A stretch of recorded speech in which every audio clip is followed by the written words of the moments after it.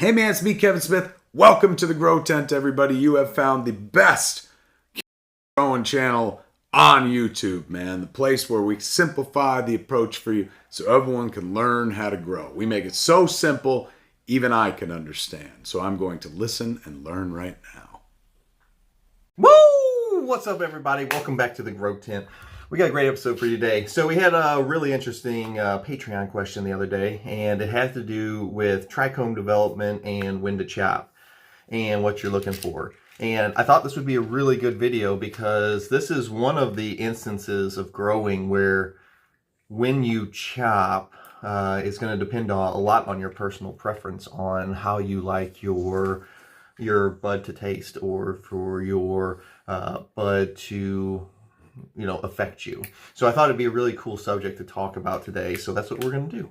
And but first, as always, guys, we have the intro. If you haven't joined our Patreon, you might want to think about doing it. We have one of the biggest can of content Patreons there is, and it's because we have such awesome benefits on it. And if you'd like to learn about some of those benefits, click the Patreon link in the video description below, and it will take you right on over to our Patreon, where it gives you direct access link to me, where we get to sit down and look at your plants in real time. And it's just like having me at your house in your grow with you. And we get to sit there and I get to tell you, I would do this, I would do this, I would not do this, I would kill this plant, I would shape this plant differently, I would, and we get to sit there one-on-one and do that. And we do that, every single month as your grow goes on. And you get to sit there right there, just like having me in your room with you for the entire grow. So it's pretty awesome benefit. It also gives you access to our Discord, which has some of the best growers on the planet on it. All right, guys, if you would like to hit the like button, comment, leave a subscribe, turn notifications on, that would be fantastic and much appreciated, because the algorithms are not very nice to can of content creators like myself, and it would be much appreciated if you would do one of those things. All right, and we will have a ad for Mars Hydro, but it's going to be a minute long, so it's going to be at the end of the video instead of right now. So I've been talking for 2 minutes already, so let's get today's episode started. So the subject of the day is trichome development. And if you don't know what trichomes are, they're the little crystally, oily glands. They actually look like when you have a tee and a golf ball sitting on it, that's what they look like. They're just like a stem, and then they have a bulb on the top. Let me get my little notepad out here, I'll draw it for you. So they look like a lollipop. So they just literally look like that coming off of the stems. Whenever you look at it from far away, they just look like a little bunch of little white specks. But whenever you get close up to it, they look like little lollipops. So they have two parts to it, which is the stem, which is the lower part, and then they have the bulb at the upper part. And if you didn't know, this is where all your THC is in your plant. So until you get trichomes, you actually don't have any THC showing on your plant. And your THC sits right here in this bulb. That is where your THC is at. So while you're in veg, plant actually has no THC. That's why if you smoke a plant that was in veg, nothing happens. You just cough a lot because of all the chlorophyll in it. So today we're going to talk about, there's 3 different stages that the trichome goes through. 3 different color changes, we'll say. So whenever they first come in, they're 100% clear. They just look like they're full of water. And if you have your little loop out and you're looking at them, they look like they're just a little glass bulb, like a little snow globe on the top, and they're just 100% see-through. They're completely clear. So that is the first stage, is clear. The next stage is cloudy, and whereas you used to look at that and it looked like just pure, like perfectly crystal clear water, now it looks like somebody took and blew some smoke in it. So imagine you have a little glass fishbowl and you just took a hit of some PFG and you blew it into the fishbowl. It's not a solid smoke, but what it is you have the smoke like rolling around in the clear fluid, and that is your next phase, is whenever they are cloudy. Like, that is what it's called. That stage is called cloudy. So you have clear, then cloudy. And cloudy is actually your max potency of THC, when your plant's THC percentage is the strongest. And then the third and final stage is what we call amber. Also, I have a freaking crazy ear infection in this freaking ear from flying so much within the last 2 weeks. So like my head, inside my head is like, it's super echoey. So if you see me kind of like off my game with my talking a little bit, or I kind of like wince, it's because I sound so funny inside my head. It's like echoing back and forth because of like the fluid on my ears. And it's not very much fun. Anyway, focus, GT. Relax. Calm down. All right, back on subject. Stop talking about your ears. So, now the third stage is amber development.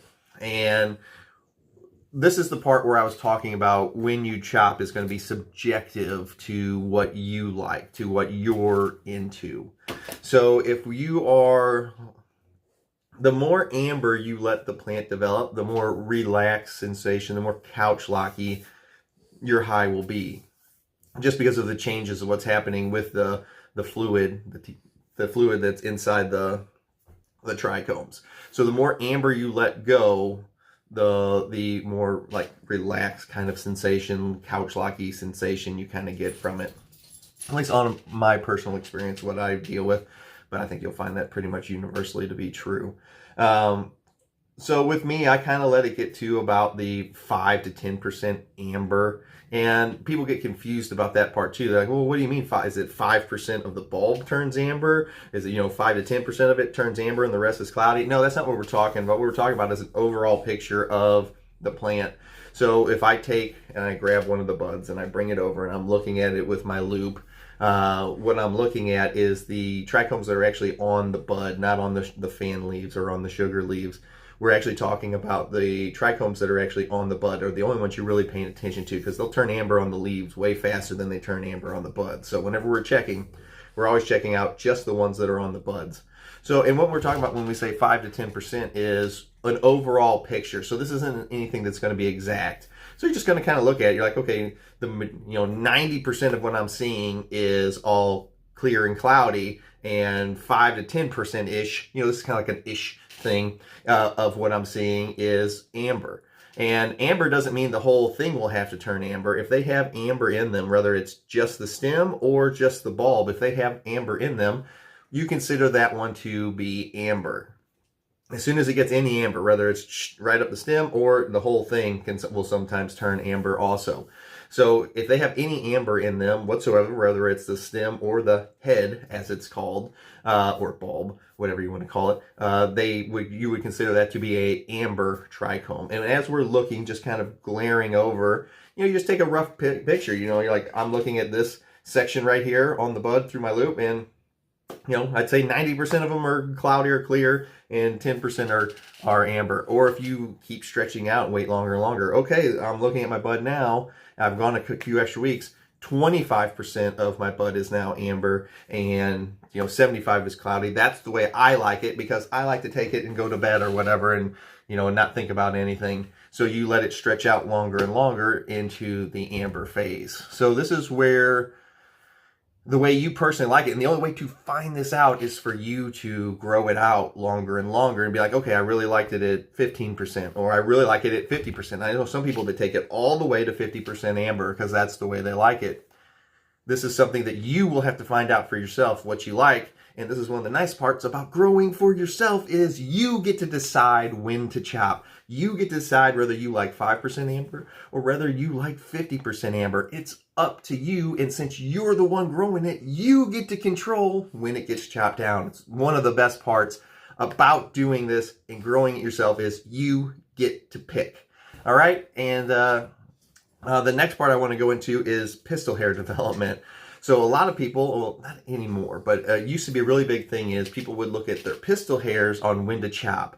And they would say, man, you know what, maybe this is better for a separate video. Should we do this on a separate video? Because we're already at 9 minutes. And we still have a 1-minute commercial. No, we'll do it right now. We'll do it right now. Fuck it. Because the next video I need to do is on a different subject, and this won't go with it. So, pistil hair development.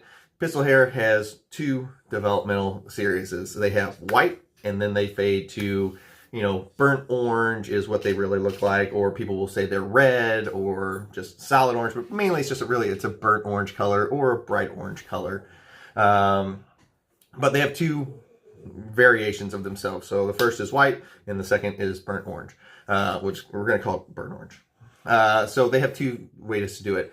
While people think this is a development of when the bud is ready, it is not. This is a time-gated thing that happens. Those pistil hairs are meant to catch pollen. They have a finite amount of time before they die. And whenever they die, they turn burnt orange, and then they kind of curl all in if they don't catch any pollen. Now, if they do catch pollen, you'll see them turn orange way faster because they have done their job. They've completed their mission. They've grabbed pollen. They've pulled it down through the inside of the flower, and then they've moved on with their lives, and because they've carried out their mission, and they don't no longer white. They just turn burnt orange. Now, that whenever you see this and your plants are turning, their pistil hairs are turning burnt orange, that doesn't mean that the plant is ready for chop. All it means is that that part of the bud, the pistil hair, has either caught its pollen or it has moved on to where it is no longer able to keep pollen anymore, so it dies off. Now, the cool thing is, which does cause a lot of confusion with newer growers, is they say, oh, look, everything's turning burnt orange. It must be getting ready, time to chop. And then in like the next week, more white pistil hairs keep coming out. Well, if your bud is producing more white pistil hairs, which is a normal phenomenon because you haven't given it any pollen, so it is still looking, it has to keep making new white pistil hairs to catch pollen because it doesn't have any yet.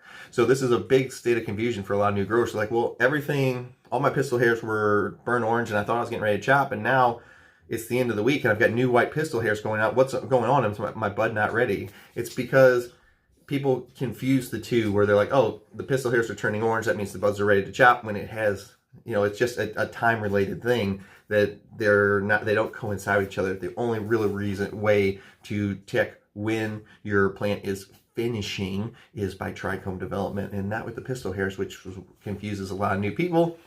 But it was it's a normal confusion, just based. My dog is cheap. Bella, stop eating my rulers. No. I got to use those. You're chewing up now that's an 11-inch ruler. Don't turn your back to me. Hey, come here. Come here. Get over here. Come here.